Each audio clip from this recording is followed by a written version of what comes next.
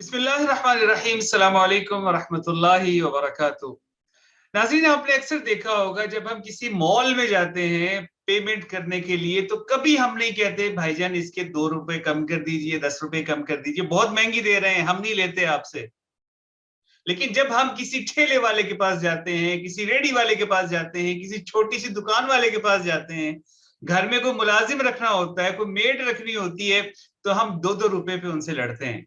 अपने बीवी बच्चों की जायज और नाजायज ख्वाहिशात को पूरा करने के लिए हजारों बल्कि लाखों लगा देते हैं, लेकिन 10 रुपए 100 रुपए किसी को देते हुए हमें मौत पड़ती है। क्या ही अच्छा हो कि हम उन लोगों को सपोर्ट करें जो कि आज के दौर में, जबकि हराम कमाना कोई मुश्किल काम नहीं है।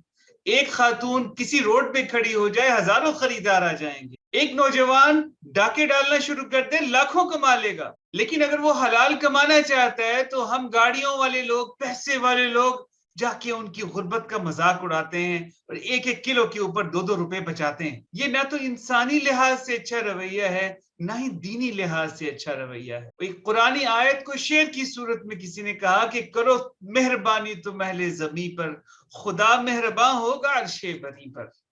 तो इंशाअल्लाह आज से हम कोशिश करेंगे कि जो हमारे माशरे के पिसे हुए तबके हैं, अगर हमारा उनसे किसी भी रेफरेंस से वास्ता पड़ता है तो हम उनके हक में कोई कमी नहीं करेंगे, बल्कि एक्स्ट्रा देने की कोशिश करेंगे।